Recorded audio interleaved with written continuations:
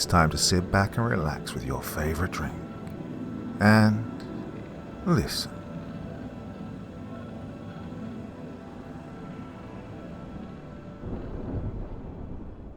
A Figure in the Fog by Michael Landry, aka Shadow Swimmer. The town of Arthur's Wake was dying. At least that's what Jamie's dad always said. The man tended to wax philosophical when he was drunk, which was often. Jamie would silently sit at the dinner table and listen to the man ramble on about things and how they'd been different when he'd been growing up. How back then an honest day's work actually got you something. Jamie's mother would sit quietly at the other end of the table from his father, saying nothing, gaze firmly fixed on an empty space 6 inches in front of her face, only stirring to refill plates or glasses or to clear the dishes. Many days her unmoving, hollow eyes were ringed with various shades of purple and yellow. On those they weren't, the bruises were simply hiding, concealing themselves in places less visible. Once last year, his father had been in a particularly black drunk state. Profits at the factory were down. Rumour had it that the foreman would be releasing a handful of workers by the end of the week, and Jamie's dad reckoned he might be one of them. Jamie had lain in the bedroom he shared with his brother, staring at the ceiling for as long as he was able, tears quietly streaming down his face, listening to the shouts through the thin walls, accompanied by heavy thumps and soft moans. Finally, unable to bear the sounds any more, he got out of bed and retrieved his little league bat from where it rested in the corner. He made it to the door when he felt a small hand tug on his pajama sleeve. "Jamie, don't go, Jamie. Shut up, Lester. No, Jamie, don't leave me. Get off. Jamie, he'll hurt you. Get off me. Go and hide in the closet if you're scared. No. Jamie pulled his sleeve from Lester's grip and gave him a slight shove, enough to knock him back onto the bed. The little boy sat there, pitifully sobbing as Jamie slipped through the door. Noiselessly, he crept down the hallway towards the living room, holding the bat cocked the way his coach had taught him. Jamie carefully poked his head around the corner, eyes growing wide at the scene that unfolded before him. His father stood in the middle of the room, a half-empty beer can in one hand, his belt in the other. His mother cowered in the far corner, hands held feebly in front of her, one eye already swollen shut. A red rage overtook Jamie, the emotion more powerful than anything he'd felt in his young life. In that moment, he made the decision to kill his father. He held his breath, stalking ever closer as the man took a long pull from his drink. Whether he was warned by the slight widening of his wife's good eye, or through some devilish intuition, Jamie's father turned just as Jamie raised his weapon.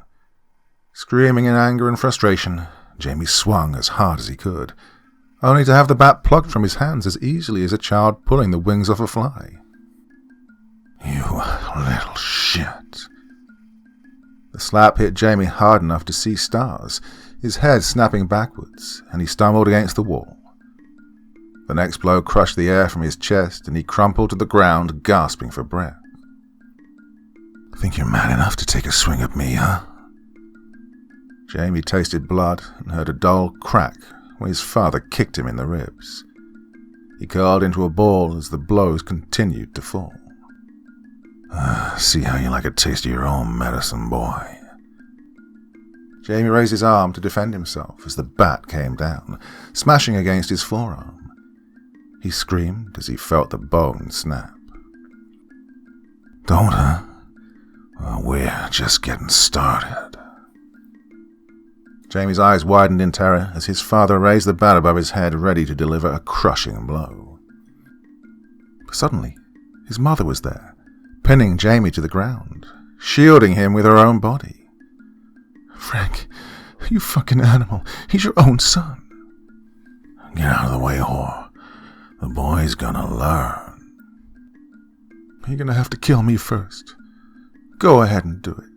Then enjoy being locked up for the rest of your miserable life, you piece of shit." "You think I won't?" "I know you won't. You don't have the balls." For a moment, Jamie thought he'd do it, the bat wavering ever so slightly as his father's eyes narrowed in drunken rage. Then he lowered the bat and turned his back on the huddled pair. "You fucking bitch."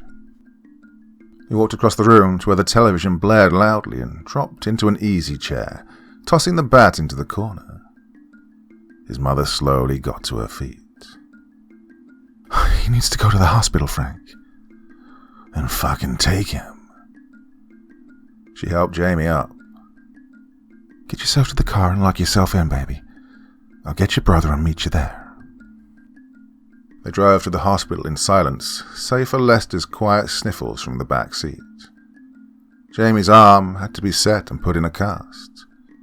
The break was clean, so the doctor assured them it would heal without any issues. They also tightly wrapped his chest in medical tape, though fortunately his ribs were just cracked and bruised, not broken. Jamie lay lightly dozing in a hospital bed, Lester curled up under his unbroken arm, fast asleep, while his mother spoke softly to a woman in the hallway. They talked for a while, ever so often shooting concerned glances at him through the doorway. Finally, his mother came into the room and gently sat down next to him. "Who's that lady, Mom?" "Oh, no one, honey. She's just worried about how you got your injuries, and how I got mine." "Why'd you tell her?" "What I had to." Jamie grit his teeth in frustration. "Why do you stay with him, Mom? We could leave." His mother smiled sadly. "Well, you'll understand someday. Now you have to promise me something. No matter what happens, never try to do what you did tonight again." But I mean it, Jamie. I'd die if anything happened to you or your brother. I can take care of myself. You just have to trust me, baby." Lying there in the dark, feeling the slow rise and fall of his brother's chest as he softly snored beside him, Jamie lied to his mother for the first and only time in his life. "All right, Mom. I promise." A nurse came in and adjusted a knob on one of the tubes leading into his arm. Jamie felt his eyelids grow heavy as his mother stroked his forehead. "That's my brave boy. My brave, beautiful boy." Well, Jamie thought to himself as he drifted to sleep, it might not really be a lie. I said I wouldn't try again. Next time, I just have to succeed. Jamie had slowly healed over the coming weeks. His arm itched under the cast, but the worst part was his cracked ribs ached constantly and sent sharp pains running through his side whenever he took a deep breath. One night he lay in bed fitfully trying to get comfortable, when the dark shape of his father loomed over him from the doorway. Terrified, he remained absolutely still, feigning sleep. To his surprise, the man sat down next to him, quietly weeping. "Oh, my boy, I am so sorry." He stayed there for several minutes, Jamie trying desperately not to gasp from the pain radiating from his ribs. "What the fuck do you think you're doing?" Jamie's mother stood in the doorway. No, you don't get to feel sorry for this. You don't get to touch him. Please, Mary. Don't you fucking dare. You are not his father, not after what you did. If you touch either of them again, for any reason, I'm leaving you, Frank. And I'm taking them with me. Now, get out." Shoulders hunched, his father stumbled from the room, closing the door behind him. It was a long time before Jamie managed to fall asleep. Since then, Jamie had been waiting for an opportunity to kill his father. He'd come close a few times, evenings when his father would be passed out in front of the TV, a line of drool slowly dripping down his chin. But something always held him back. Jamie told himself it was a promise he'd made to his mother, but the small, honest part of his mind knew it was because he was afraid. He still remembered the pain.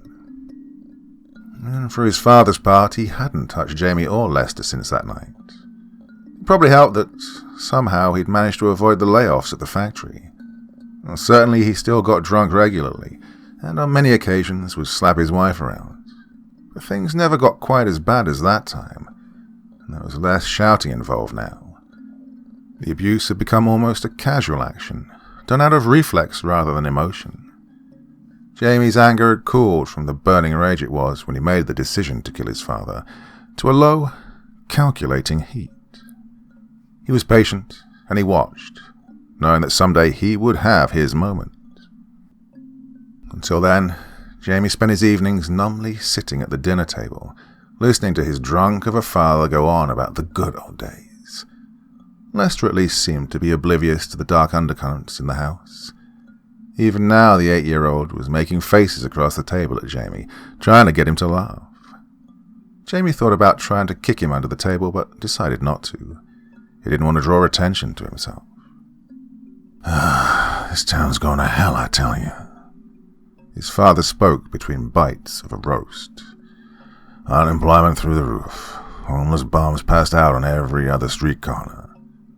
He took a swig of beer. Oh, don't even get me started about all the disappearing kids.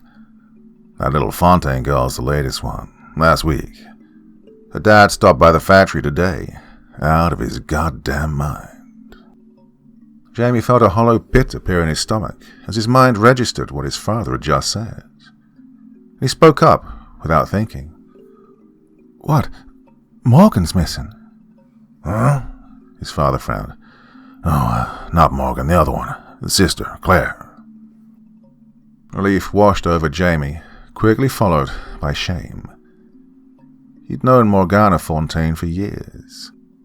The first day of second grade, another boy had pulled on her raven black braid, and Jamie had shoved him away. Morgan, needing no one to fight her battles for her, turned and punched the boy in the nose. Sitting next to each other in the school office, waiting to see the principal, they quietly joked about the open-mouthed, gaping look the boy had on his face as he sat on the ground trying to contemplate what had just happened. And they'd been friends ever since then.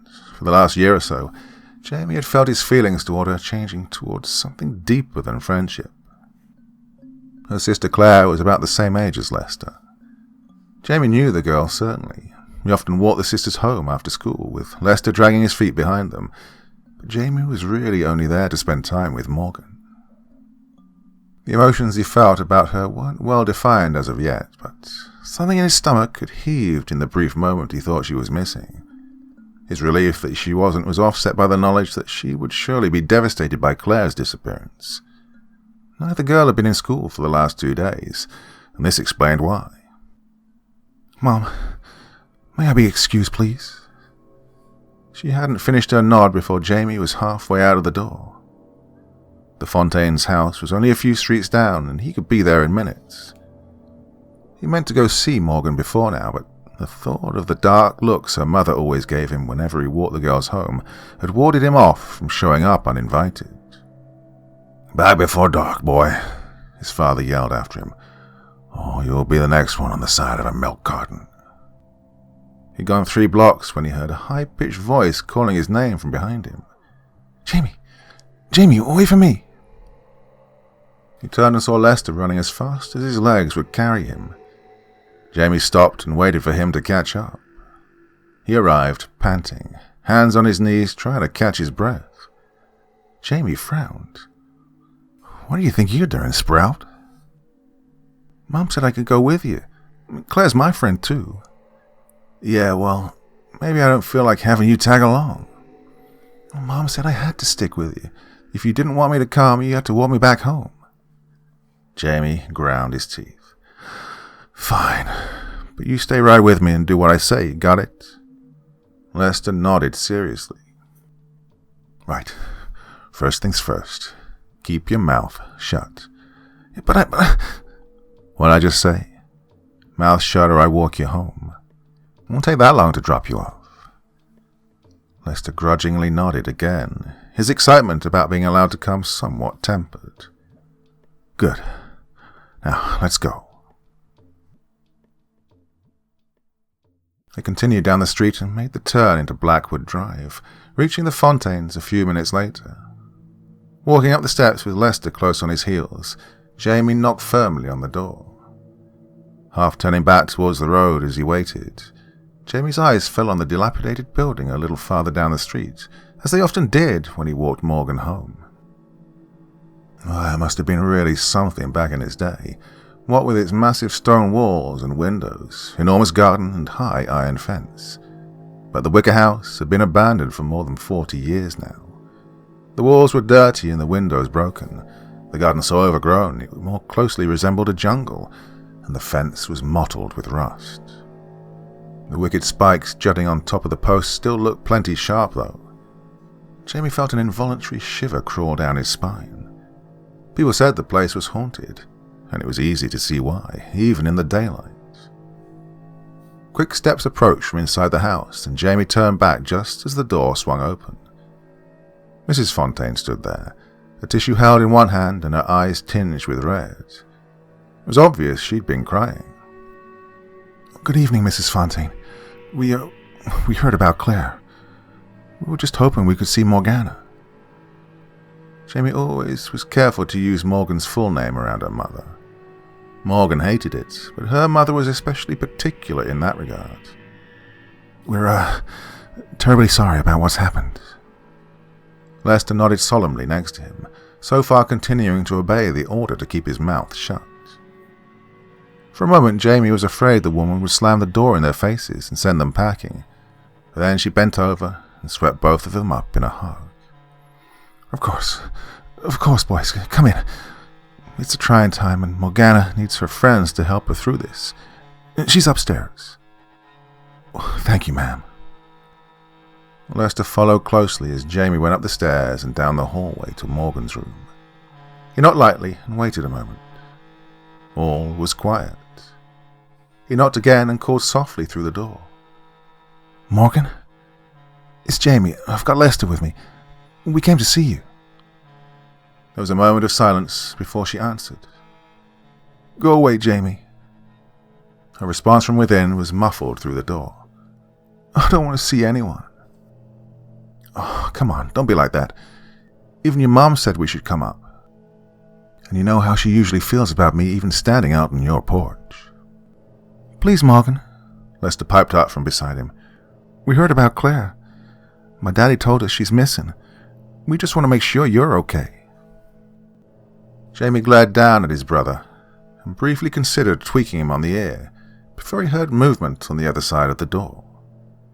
After a brief scrabbling at the handle, it creaked open a few inches and Morgan peered through the crack. The interior of the room was dark, and Morgan squinted into the light of the hallway. Jamie's heart lurched into his throat. She looked awful. Unlike her mother, Morgan's eyes weren't red from crying, but were bloodshot just the same. Deep circles under her eyes suggested she hadn't slept for the last several days, and her raven black hair was snarled into a tangled bird's nest on top of her head. She looked thinner than normal, as if she hadn't been eating. Getting her bearings, she eyed Lester with an appraising look. "Missing her? Twerp? Is that what they're saying? That's what you think is going on?" Her laugh had a slight manic tone to it, and continued for several moments too long. Jamie and Lester exchanged a concerned glance before she finally regained control of herself. "Hey, sorry about that. I haven't slept in a few days, so you'd better come in before Mom changes her mind." She opened the door wider and made a sweeping gesture with her arm. Jamie walked through the door with Lester following, gripping his hand tightly. The room was a mess. It was hard to see details in the dark, but Jamie could smell the dirty clothes heaped about the room and noticed piles of used dishes stacked here and there throughout. The only light came from a tiny lamp sitting on a desk at the far wall, the rest of which was strewn with old newspapers. A small leather-bound book that looked like a diary or journal lay open in the middle of the desk. Morgan retrieved the book before moving to the bed where she sat, pulling her legs up and crossing them in front of her. Jamie looked around for a place to sit, before finally settling on a relatively open spot on the floor, Lester crouching down beside him. Morgan stared at the two boys, unblinking, like a bird of prey on its perch, deciding what to do with a morsel it had just spied in the field below. Jamie tried to think of something to say, but found his mind was strangely blank. Instead, he cleared his throat in the uncomfortable silence. Finally, Morgan apparently made up her mind. "What do you know about Thomas Wicker?" she asked. "What? You mean the millionaire? The one whose old house is down the block?" "That's the one, yeah." "What do you know about him?" Jamie was confused by this line of questioning. Like I said, he was a millionaire. I think he had some oil fields or something. And he was some kind of an explorer. Had all kinds of weird stuff he did in Africa, all over the place. He built that house about 40 years ago. He had a wife, but she disappeared a few years after that. And, He trailed off. "Yes?"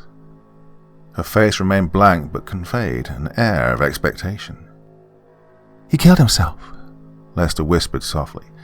"He killed his maid and the gardener, then he jumped out of that attic window." Jamie glared at Lester. "How the hell do you know about that, Squirt?" Lester stared at the ground. "Timmy Boyle told me the story at school, but everyone knows Jamie."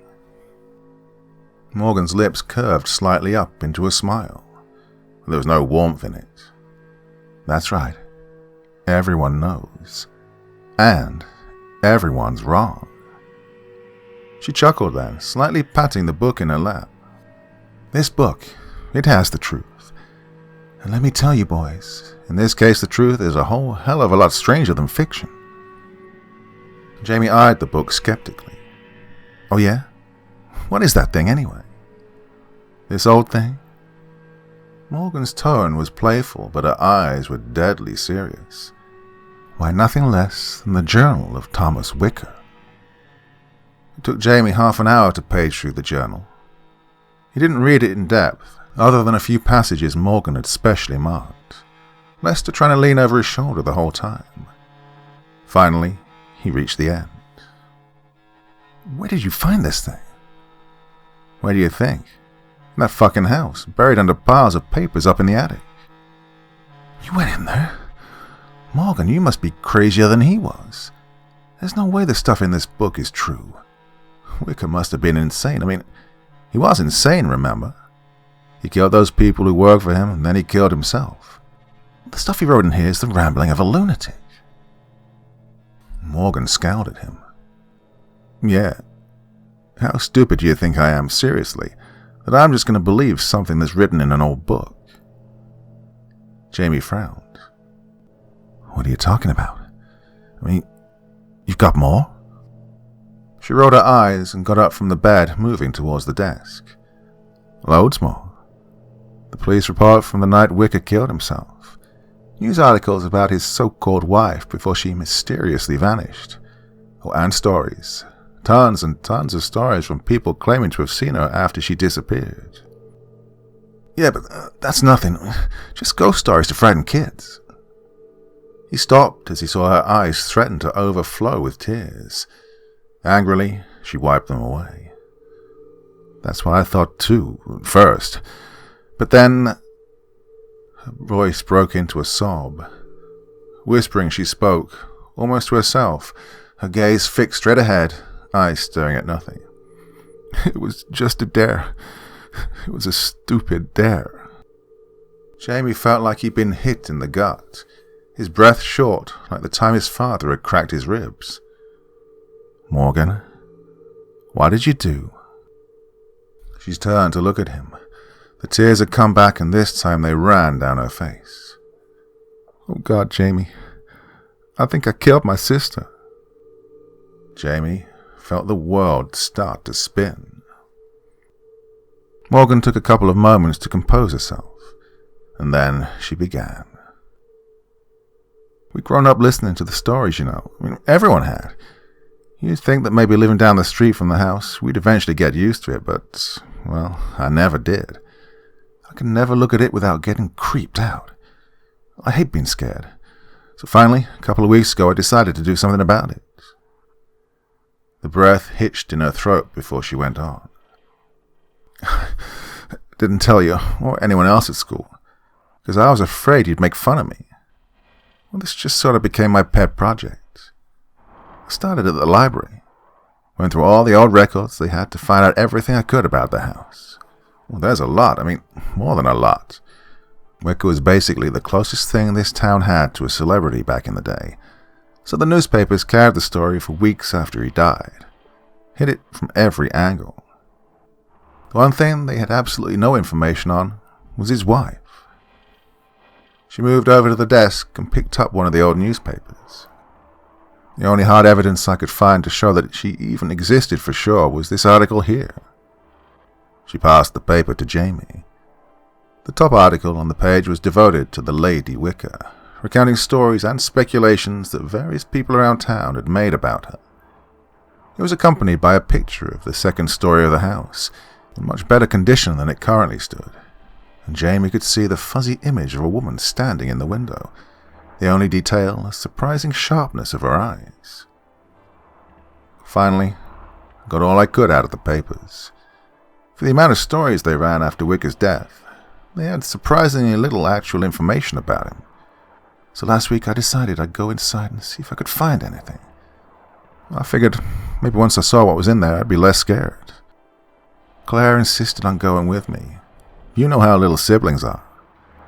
And she looked pointedly at Lester before continuing. I really hadn't thought we'd find anything, but once we snuck in, it looked like the house hadn't been touched in all this time. Once the police completed their investigation, they just sort of closed the front door and walked away. Oh, there's so many creepy stories about the place. I think it's kept a lot of people out who would have gone through it before now. God, I wish I would have done the same.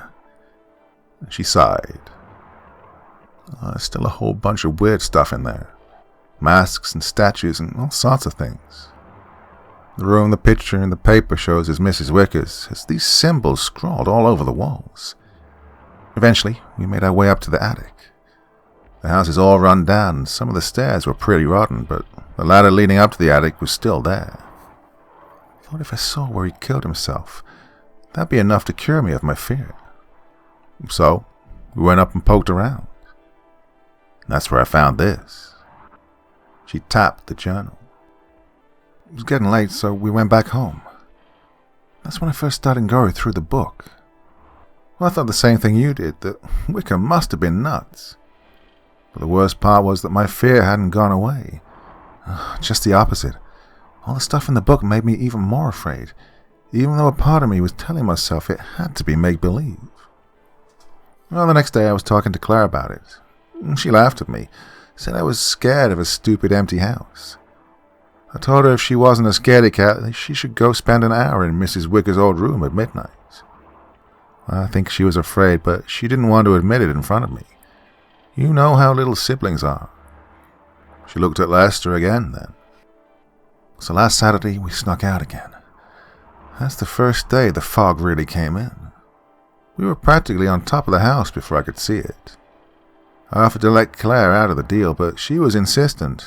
Even though she was so scared, she was shaking. I told her that at least I'd lower the terms of the dare. I didn't want to be there any more than she did. All she had to do was go upstairs to the room and wave to me through the window. And then we could go home. I had to go in through the gate just to be able to see the window. Claire went up the steps and only looked back once before squeezing through the front door. God, I don't know how long I waited, standing there staring at that window, waiting for her to come. It's probably only a minute or two, but it felt like hours. Finally, I saw this figure at the window. Well, it was hard to make out through the fog, but it was definitely person-shaped. I thought it had to be Claire. I mean, what else could it be? It was there for a moment, and I could tell it was looking at me. But then it moved away from the window.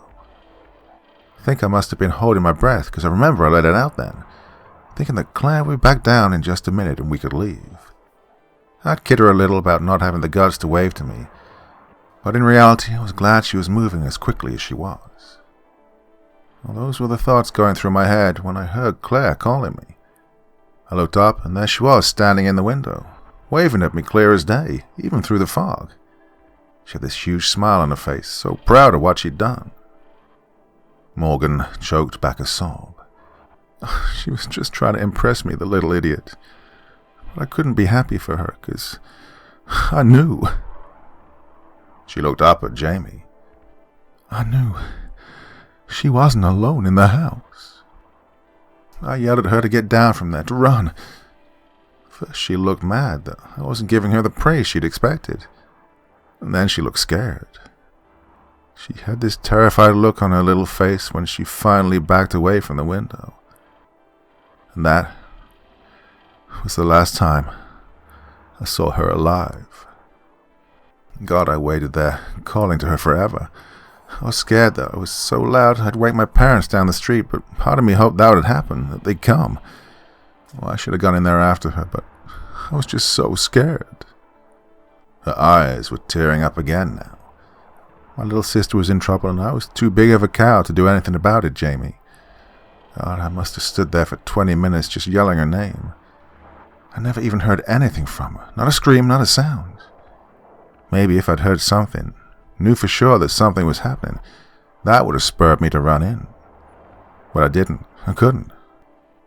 Finally, my voice started to go hoarse, and I just sat down on the ground and started to cry. I'm not sure how long I was sitting there, sobbing, before I noticed that the fog had started to thicken even more. Suddenly I became aware of his presence. You know how sometimes you can tell someone is looking at you, even if you're not looking at them? It was like that. I looked up and couldn't make anything out 5 feet in front of me because of the fog. But even so, I could see this pair of eyes staring at me from near the front door. She shuddered. I don't know how I know this, but those eyes were happy, Jamie. Happy and hungry. I thought I'd been scared before that. I thought I'd been out of screams, but boy, I was wrong. I turned and ran so fast, it's a wonder I didn't knock myself out trying to get through the gate. Even more wonder that I managed to find my way back to my house through the fog. But I did, screaming and crying and blubbering the whole way. By that point, I'd actually managed to wake my parents up with all the noise I was making. They were at the front door when I just about collapsed on the welcome mat. It took them a while to get me calmed down enough to tell them what had happened. My dad grabbed a flashlight and headed over to the house. He searched until morning, but he didn't find anything. No trace of Claire, or of what or who took her. And then he called the police. She sighed. They've had me tell them my story over and over again, hoping I could give them some clue about who took Claire, some detail. Even if I could have seen more clearly through the fog, I don't think it would have helped. Did you know there's a lot of missing kids in the wake? It's been going on for a while now, Jamie. I'll bet even longer than they think or would admit. And I'll bet it's been going on since the night Thomas Wicker threw himself out of his attic window. Since the night she got out. She opened the book on her lap and absently started to leaf through the pages. God, it's all in here. The stuff Wicker saw, that he encountered. She was one of them.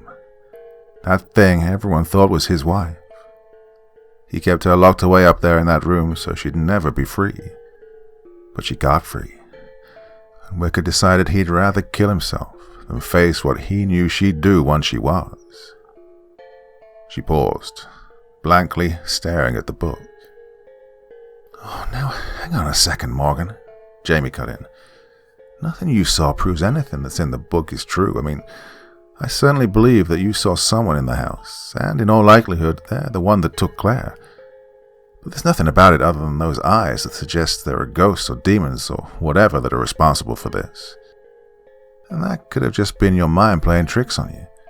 He's probably just some homeless guy. And they haven't found a body. Claire could still be out there. Morgan looked up, a small, sad smile on her face. Oh, Jamie, you don't get it. They won't find a body. Jamie felt the hairs on the back of his neck stand at attention. What do you mean, Morgan? How can you be so sure? Because remember how I said, when she moved away from the window, that was the last time I saw her alive? I didn't say it was the last time I saw her. That's why I haven't been able to sleep. Morgan shivered slightly and took a breath. Glad comes to me every night, out of the fog. She looks at me through my window with her black, empty eyes, her hand lightly tapping on the pane like she wants to come inside. But somehow I know that's not it at all. It's not that she wants to be let in. It's that she wants me to come out. But Morgan, Lester whispered, wide-eyed, your room's on the second floor. She threw back her head and laughed. I know. Wild, isn't it? Her eyes then narrowed as she looked at Jamie with an accusing expression. So, any more bright ideas or thoughts about how crazy I am? Jamie shook his head. Have you told your parents? The police? Morgan chuckled at that. Told them what exactly? That some demon succubus stole my little sister and turned her into a monster? Come on, Jamie. You know they'd never believe that, even with the journal to back up my story. Well, you could have them stay with you. Show it to them. Already tried it. She doesn't come when other people are around. Just makes the adults give each other concerned glances when they think I'm not looking. No, I'm going to have to do this myself. Jamie's voice was almost a whisper. Do what exactly? Morgan's mouth drew into a tight, hard smile. Why? Put the bitch back in her cage, of course. Jamie only hesitated a moment before he nodded. Okay. What can I do to help? Jamie silently made his way down the empty streets towards Morgan's house. It hadn't been any trouble to sneak out. His dad was drunk as always, passed out in front of the TV. Nights like that, Mum went to bed early to avoid the possibility of waking him up and putting him in one of his black moods. It was too easy to walk out the front door with only the slightest creak of hinges to betray his exit. Lester hadn't wanted him to go, of course. The kid was terrified. But then, when he realized he wasn't going to convince Jamie to stay back, he tried to insist on coming himself. Well, that wasn't going to happen. Morgan had already lost Claire screwing around with this house, and whether he was about to encounter demon women or just some deranged pedophile, there was no way Jamie would allow the squirt to tag along. Not this time. Morgan had laid out the bones of the plan earlier that day. The journal never referenced the thing called Lady Wicca by name, but there were plenty of passages talking about her and she. Morgan had also found a detailed drawing that resembled the symbols on the walls of what had been Lady Wicca's prison. Some of the symbols were marred, Jamie, she said, opening the book to the page in question. Strange letters that looked nothing so much as random scratches and scribbles covered the paper. I'm sure that's what let her get out of here. It can't be that she's completely free, though, or she wouldn't still be hanging around the wake. My guess is that whatever did it just caused the cage door to open wide enough so she could stick her head out and snap at anything that gets too close. If we can fix the symbols, it'll close the door again. Well, it seemed like a good plan, as far as Jamie could tell, except he would have preferred they go during the daylight. You think I don't want that too? Morgan looked at him incredulously. Christ, Jamie, going back into that fucking house is the absolute last thing I want to do, especially at night. There's no way my parents will let me go over there after everything that's happened. They keep a close enough eye on me during the day that there's no way I'll be able to sneak out. No, we have to go at night. And so he reluctantly agreed. Jamie arrived at Morgan's house and crouched down on her porch. The fog was already starting to heavily roll in, but he could still make out the ominous outline of the Wicca house farther down the street. A slight noise made him turn as Morgan slipped out from the front door to join him. Good. You're here. I didn't want to have to wait for you out here alone. No telling if my sister will decide to show up, and I don't really want to find out what happens if she does. Now, did you bring the paint and the brushes? Jamie patted the backpack slung over his shoulder. Yeah.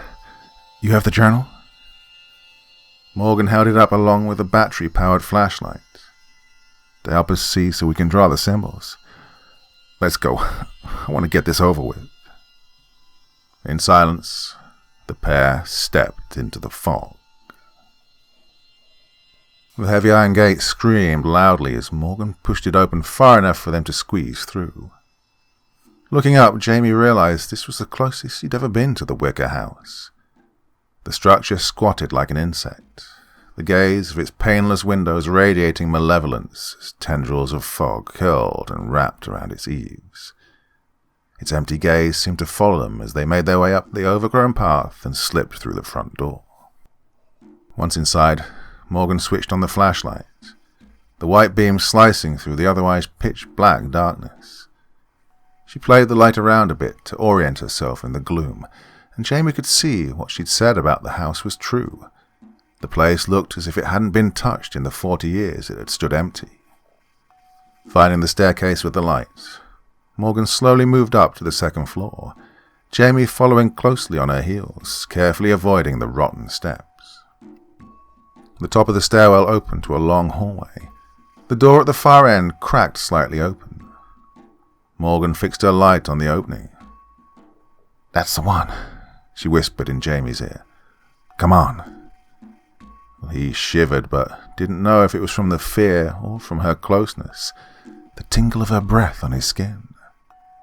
Silently, they crept down the hall and soon found themselves in the room. Morgan passed the beam along the walls and Jamie's mouth dropped open. The symbols were something to be seen in the journal, certainly, but they were a completely different matter in real life. The number of them was astounding, and it was obvious that they'd been painted on the walls with meaning and purpose, far from the jumble of scribbles he'd thought when they first saw them in the book. It seemed as if they glowed with a faint luminescence, and not for the first time Jamie wondered if conducting the repairs would be as easy as Morgan had made it out to be. Finally, Morgan rested the light on the far wall, and Jamie could see exactly what she'd meant. Several of the symbols were noticeably smudged, though it was impossible to tell what might have caused the damage. Jamie dropped his pack to the floor and hurriedly removed the 2 brushes and a small can of paint he'd stuffed inside. "Here, hold this so I can see." Morgan handed in the flashlight as she opened the journal to the page she'd marked. Picking up the paint and a brush, she moved over to the damaged section. "Okay, shine it over here." He complied, and with a look of intense concentration, Morgan began to carefully paint. She'd been at the work for several minutes and was making good headway when the fog began noticeably seeping through the broken window. The feeling that he was being watched began to grow stronger, and Jamie felt a rash of goosebumps break out down his arms. He glanced from side to side, attempting to find the cause of the feeling. "Morgan?" "I know," she snapped, her voice trembling slightly. "I feel it too. She's coming. Just keep the beam steady. Finishing this is our only chance." She continued to work, and Jamie saw her brush shake slightly, small droplets of paint falling to the floor. A sudden cloud of fog boiled in through the window, and as he turned, he found himself facing the opposite corner of the room. From its depths appeared a pair of shockingly intense eyes. They fixed on him.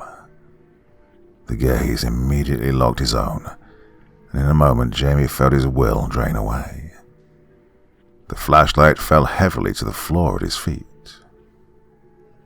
Jamie was floating in greyness, his mind as blank as the faceless fog surrounding him.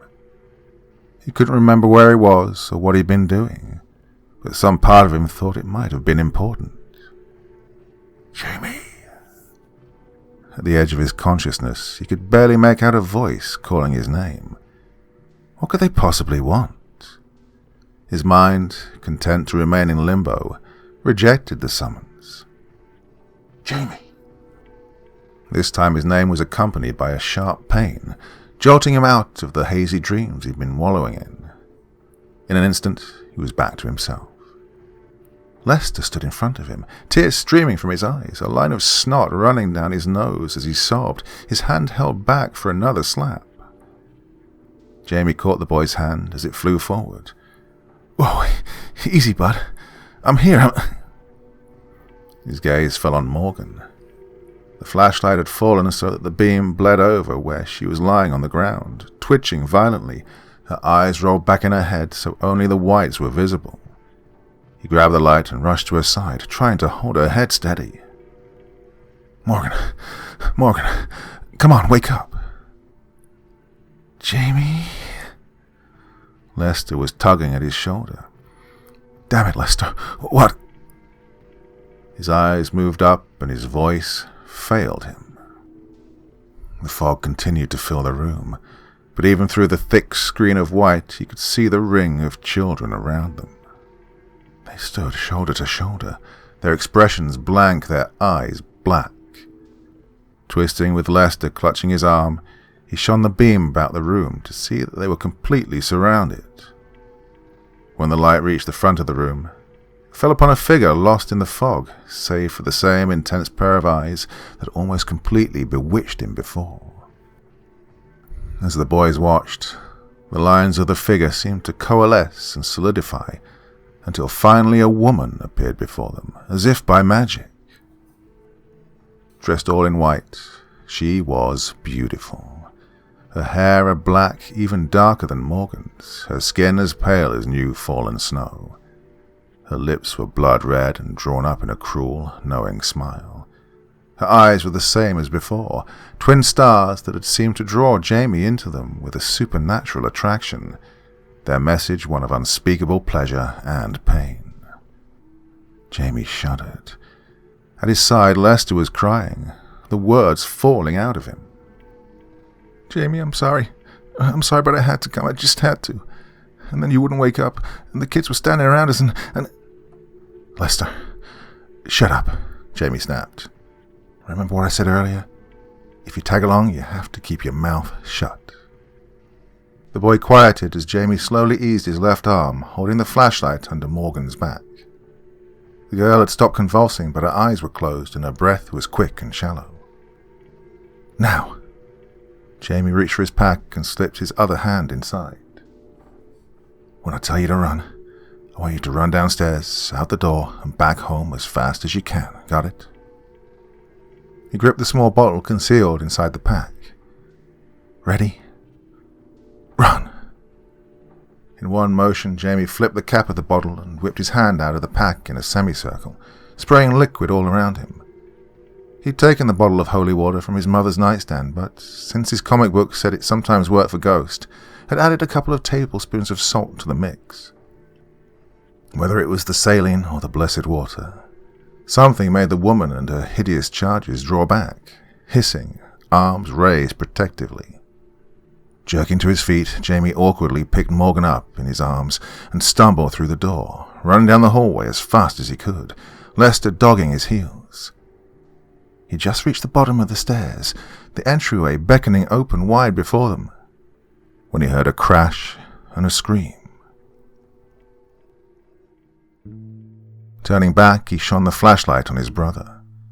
In his hurry, Lester had stepped on one of the rotten stairs, his foot punching straight through the worm-eaten wood. Worse, Jamie could see where a jagged broken piece of stair had punctured his thigh, the blood leaking out bright red in the beam of the light. With a cry, Jamie lay Morgan at the bottom of the steps and rushed to help his brother. The leg was wedged tight, and anything he did to try to manipulate it caused Lester to moan in agony. Crying, Jamie started striking at the edges of the stair, trying to work Lester's leg free while the boy whimpered and sobbed. An unnatural silence caused Jamie to stop his struggle and raise his eyes to the top of the staircase. The woman stood there, surrounded by her children, the fog twisting around her feet, giving her the impression of floating. The message in her eyes was a promise of pain, retribution for the injury caused by the water. From where he was trapped, Lester could see everything. Go, he cried, struggling to talk through the pain. Get her out of here. Lester, I can't leave you. The little boy smiled weakly. I came to help make sure you got out, Jamie. You have to get out. Damn it. Tears were running down Jamie's face now. I'm coming back, you hear me? I'm getting her out, then I'm coming back. He stumbled back down to Morgan. "We're all getting out." Gripping her under her arms, Jamie started dragging her backwards out the front door. As he passed through the entryway, he glanced up and saw the woman had begun to descend the stairs towards his brother, flanked by her hideous children. Jamie redoubled his efforts, practically falling down the steps through the billowing fog. In only a few moments he was through the gate, intending to leave her there, when Morgan's eyes snapped open and she pulled herself from his grasp with a shout. "Jesus, Jamie, we have to get out of here.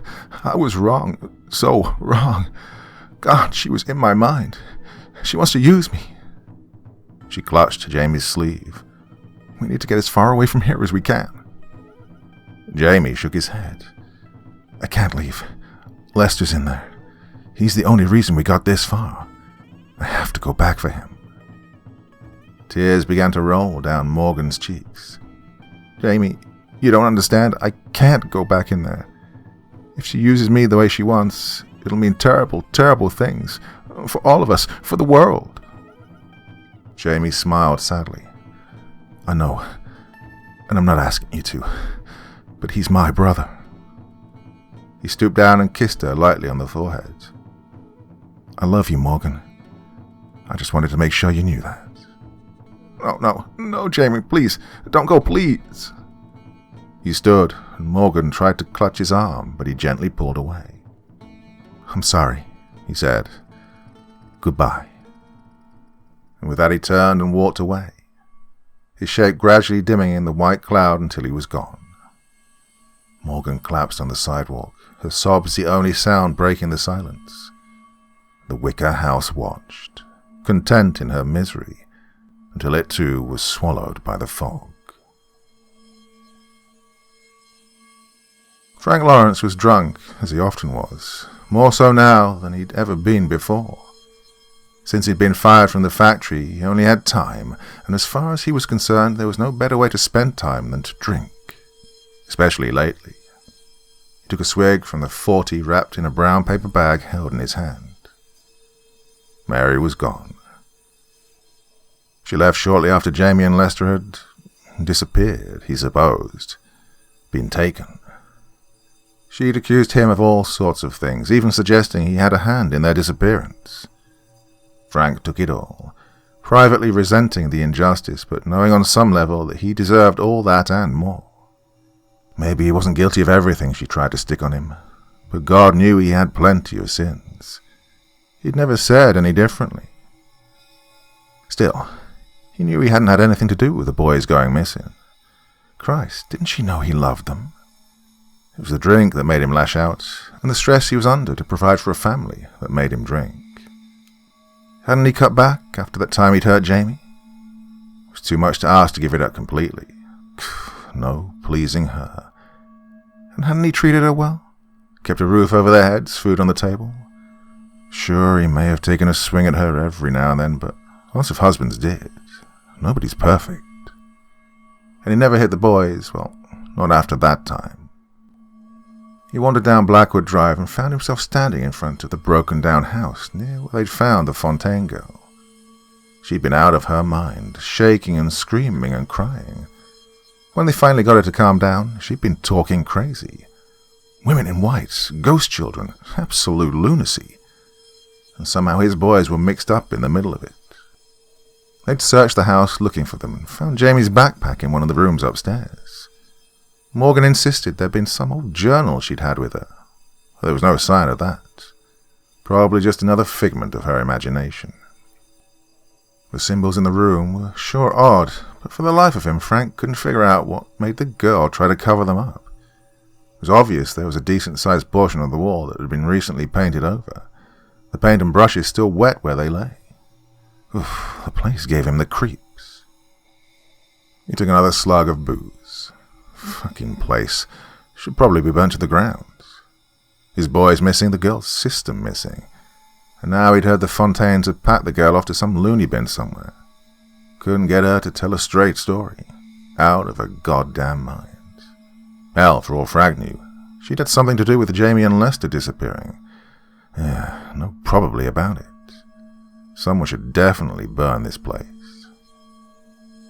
Before he'd had even time to really think about the thought, Frank was halfway up the path to the front door. He had a lighter in his pocket. Well, a house this old with that much dry wood, that was plenty to make it go like a matchbook.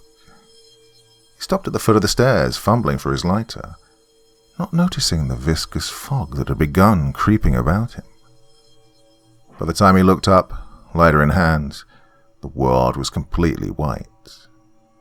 If he hadn't known it, he wouldn't have been able to tell the house stood in front of him. He took a step forward and banged his shin, falling on the steps. He struggled to get up, but his balance was off, a victim of the booze. Finally, he regained his feet when he heard the voice. "Hello, Father." Frank drunkenly swayed where he stood. Was he imagining things? But no, there was Jamie in front of him, paler than usual, and his eyes strangely black, but there was no mistaking his boy. "Jamie, is it really you?" He felt tears brimming in his eyes. "Oh, I've missed you, boy. You and your brother." His pale son smiled slightly. "I'm sure you have. But don't worry, we're here now, and our mother is with us." Jamie moved forward, and to Frank's surprise he saw Lester step beside him. Was that the other Fontaine girl next to them? Well, it had to be. Frank dropped to his knees. "I missed you, boys. Missed you so much." He opened his arms, and they moved into his embrace, their arms tightly encircling his neck. "Missed you." The words trailed off as Frank saw a beautiful woman appear in the fog, her otherworldly eyes alight with joy and hunger. The cloud continued to thicken until all that was visible were a few shadows that seemed to struggle briefly before falling still. There was no sound, as sighs and screams alike were drowned, lost in the fog. Covered in a blanket of white, Arthur's wake continued to die.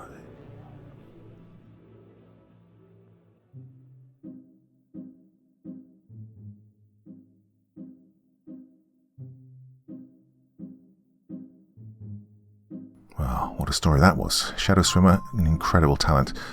First recorded one of the stories back in 2016, I think, Red Right Hand. And I don't know why on earth it's taken me this long to return. My apologies. That was a fantastic story. What do you think of that one? Ooh, it was just dripping with creepiness from the beginning. Right from the beginning. Whew, damn. Well, that is enough for tonight. So there was a podcast out last night. Hope you enjoyed that over on the second channel. More of those to come, of course, weekly event. So, switched it around and did a story here tonight. The digging and the chainsaws finally ended from my neighbour's garden joviality. I don't know what he's up to be honest with you, but he's finished. So, time to record today. Well, that's enough for one evening. Back again very soon, my dear friends. Till the next time, very, very sweet dreams and bye-bye.